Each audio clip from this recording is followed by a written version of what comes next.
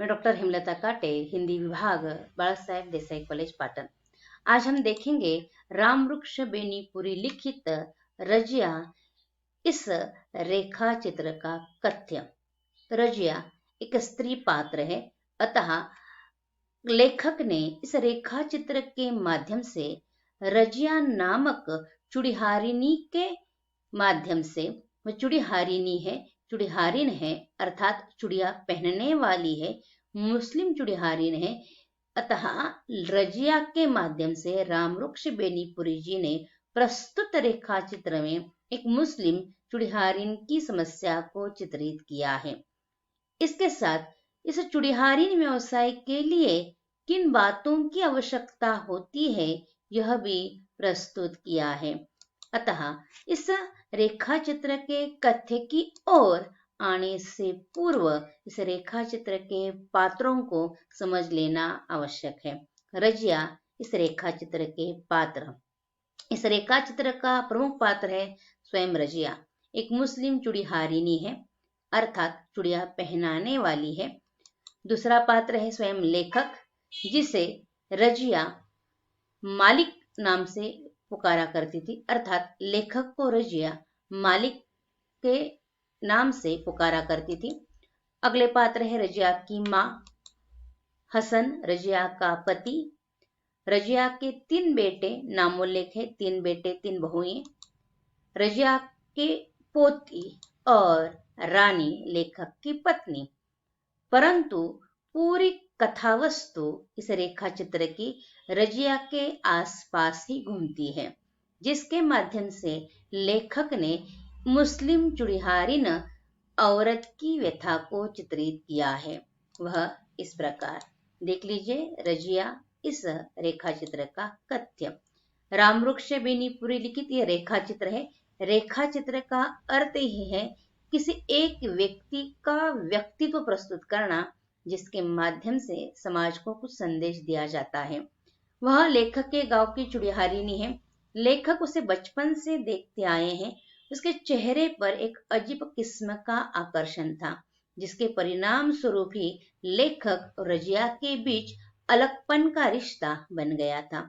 उसी अनुभवों को चित्रित करते वक्त लेखक ने रजिया का व्यक्तित्व चित्रण प्रस्तुत किया है और साथ में उसके माध्यम से चुड़िहारिनी की समस्याओं को भी चित्रित किया है। इस रेखा चित्र की कथा वस्तु रजिया के सौंदर्य का चित्रण लेखक ने किस प्रकार किया है, रजिया बचपन में किस प्रकार दिखाई देती थी, इसका ही चित्रण करते वक्त या करते करते लेखक ने रजिया की कहानी हमारे सामने प्रस्तुत की है। देख लीजिए रजिया की रूपरेखा किस प्रकार है। रजिया हमेशा कानों में चांदी की बालियां, गले में चांदी का हैकल, हैकल यानी नेकलेस, हाथों में चांदी के कंगन, पैरों में चांदी की गोड़ाई पहनती थी। गोड़ाई का अर्थ है घुंघरू से युक्त पैंजन, गोड़ाई। बुटेदार कमीज पर काली साड़ी पहनी रहती। गोरे चेहरे पर काले बाल हमेशा लटकते रहते। उसका यह साज श्रृंगार लेखक को आकर्षित करता है। अतः बचपन में वे कभी कभी उसका पीछा तक करते थे। तब रजिया की माँ मजाक में कहती, बबुआ जी रजिया से ब्याह कीजिएगा। तब लेखक शर्म से झुक जाते और पीछे चले जाते। रजिया के आकर्षक रूपरेखा के कारण ही रजिया के साथ उनका एक अलग इंसानियत का रिश्ता जुड़ गया था। वह रिश्ता इस तरह जुड़ता है कि वह रजिया की भावनाओं को अपने आप समझ जाते हैं। रजिया से उनकी मुलाकात वास्तव में बचपन में ही हुई थी, लेकिन उस वक्त रजिया के साथ कुछ बातें नहीं हुई थी। रजिया को लेखक ने पहली बार उसकी माँ के साथ ही देखा था। उसकी अलग रूपरेखा के कारण ही लेखक को उसने खींच लिया था।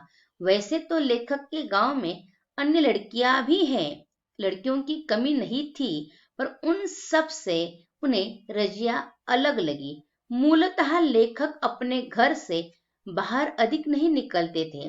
मां न होने की वजह से मौसी ने ही उनका पालन पोषण किया था। एक बार वे मेले में गुम हो गए थे। इसी कारण घर के लोग लेखक को घर से बाहर जाने नहीं देते थे।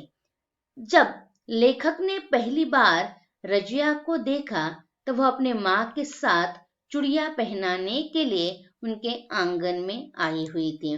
तब लेखक उसकी आकर्षक रूपरेखा को देखकर देखते ही रह जाते हैं और उसका पीछा पीछा करते हैं। केवल लेखक ही नहीं तो गांव वाले या गांव के जो अन्य मर्द है वह भी रजिया को देखते ही रहते थे, इतनी वह सुंदर दिखाई देती थी। उस वक्त वह कुछ नहीं बोली थी, केवल माँ की छवि के रूप में लेखक के सामने आई थी। उसका आकर्षक व्यक्तित्व देखकर लेखक उसका पीछे किए बगैर नहीं रह सके। आगे लेखक पढ़ाई के लिए शहर में चले गए। छुट्टियों में गांव आते थे तब रजिया के बारे में जरूर पूछते थे। तब उन्हें पता चला कि रजिया पढ़ लिख नहीं सकी पर चूड़ियां पहनाने की कला उसने अच्छी तरह सीख ली है। कारण गांव की औरतें रजिया से ही चूड़ियां पहनना चाहती थी, इसलिए उसने यह कला बहुत अच्छी तरह सीख ली थी, परंतु वह आगे पढ़ लिख नहीं सकी। रजिया से उनकी मुलाकात ऐसे वास्तव में अधिक रूप में नहीं हुई, लेकिन जब रजिया बड़ी हो गई तब रजिया में प्रगल्भता आ गई। जो रजिया लेखक से बातें करते वक्त शर्माती थी, वह रजिया जब बड़ी हो गई तब बेझिझक लेखक के साथ बातें करने लगी। न जाने कितने कितने सवाल वह लेखक को करती थी और लेखक से अधिक बातें वह करती थी। किशोरी उम्र में तो उसका व्यक्तित्व और आकर्षक हो गया था। गोरे गोरे गाल, नीली नीली आंखें लेखक को सजल से लगती थी। लेखक लिखते हैं कि रजिया चूड़ीहारिनी थी और यह पेशा चूड़ियों के साथ चूड़ीहारनी के बनाव, श्रृंगार, रूप, रंग, नाजो अदा भी खोजता है। अर्थात चूड़ीहारनी के लिए चूड़ियां पहनने की कला के साथ वह किस प्रकार दिखती है, किस प्रकार उसका रूप रंग है, यह भी महत्वपूर्ण बात है। यह लेखक ने यहाँ प्रस्तुत की है। यह सब रजिया में था जो उसे अपनी माँ से ही मिला था। अर्थात उसकी माँ भी रजिया की तरह ही सुंदर दिखाई देती थी। आगे जाकर लेखक शहर में जाते हैं, शहर में रहते हैं, शहर में ही पढ़ते हैं। यहाँ रजिया गांव में ही रहती है और रजिया की शादी हो जाती है। रजिया ने इसी गांव के एक लड़के के साथ शादी की थी जिसका नाम है हसन। ध्यान में रखिए, हसन के साथ रजिया ने प्रेम विवाह किया था। वह रजिया से बहुत प्यार करता था, साही की तरह उसके साथ हमेशा रहता था। ऐसे ही मालिक अपनी पत्नी रानी के साथ रहे ऐसा रजिया को लगता था। वह अनेक बार लेखक यानी मालिक को कहती थी कि आप भी रानी के साथ ऐसा ही रहें, जिस प्रकार हसन उसके साथ रहता है, उसके साथ साहे की तरह रहता है, उसी तरह मालिक भी अपनी पत्नी के साथ रहे ऐसा रजिया को लगता है। वह लेखक को मालिक कहकर पुकारती थी। लेखक यानी मालिक, ध्यान में रखिए। परंतु रजिया को अपने जीवन में संघर्ष करना पड़ रहा था। कारण बदलते समाज में रजिया जैसे खानदानी पेशे वालों की बड़ी दिक्कतें बढ़ रही थी, बड़ी दिक्कतें उन्हें आ रही थी। कारण यह व्यवसाय केवल मुस्लिम ही नहीं तो आज हिंदू भी कर रहे हैं। इसीलिए आज अनेक गांव में जहाँ हिंदू मुसलमानों के हाथ से सौदा नहीं करते, वहां हिंदू केवल हिंदुओं से ही चूड़ियां पहनना पसंद करते हैं। इसी कारण रजिया के जीवन में समस्याएं या व्यथाएं आ रही थी, परंतु इससे भी रजिया रास्ता निकालती है। समाज के साथ चलना वह सीखती है, जमाने के साथ वह चलना सीखती है। फैशनेबल चूड़ियां वह लाने के बारे में सोचती है और वह फैशनेबल चूड़ियां लाने के लिए वह पटना पहुंचती है। देख लीजिए, रजिया चूड़ियां लाने के लिए पटना शहर गई थी, ध्यान में रखिए। और पटना शहर में उसे मालिक मिलते हैं, अर्थात लेखक मिलते हैं। अर्थात लेखक पटना शहर में रहते हैं। ध्यान में रखिए, इस पर प्रश्न पूछा जाता है।